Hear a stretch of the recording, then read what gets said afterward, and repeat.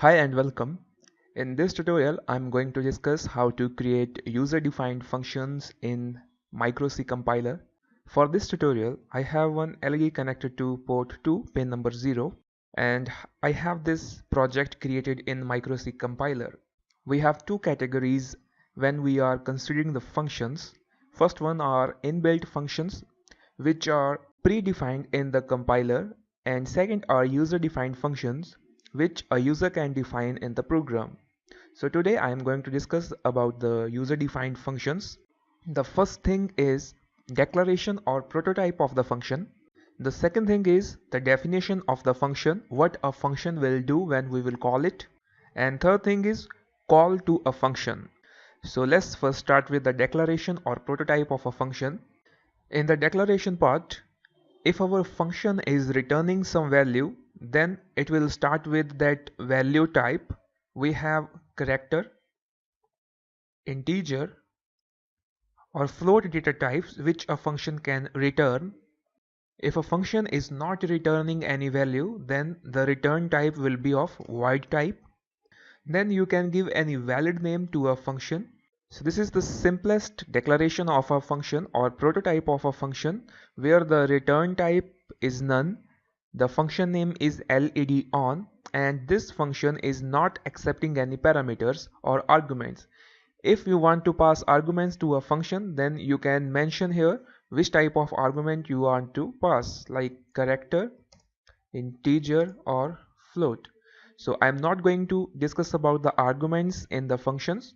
So this part is the declaration of the function. The next part is the definition of the function. The definition, we have this main function for our program. Whenever we are going to define a user-defined function, all the definitions will be outside the main function. So here we have this LED on function. We are going to define it outside the main function. It must be same as the declaration of the function. And here the starting and ending bracket of the function, also known as the body of the function, where we will write all the instructions. In the definition of this function, I have two statements. First one is to turn on the LED one, which is connected to port 2 pin number 0, and we have a delay of 200 milliseconds here. I want to declare a second function with name LED off, return type void, and with no parameters. When we are declaring the functions, we need to provide a semicolon at the last. And here the definition of this function LED off. So we have created two functions here. Now the next part is to call them. We can call these two user-defined functions from the main function. Here we have this infinite loop. To call the function, just type the name of that function, LED on, and semicolon. So this line will call this first function, which will turn on the LED and will provide a delay of 200 milliseconds. Then I will call LED off and semicolon. So there is no need to provide void, it will be invalid instruction, and there is no argument for any of the function. Go to build and compile it. Go to Proteus ISIS, assign the hex file, set the clock frequency, and run the simulation. Now we have a toggle effect on this port pin, which is turning on and off this LED.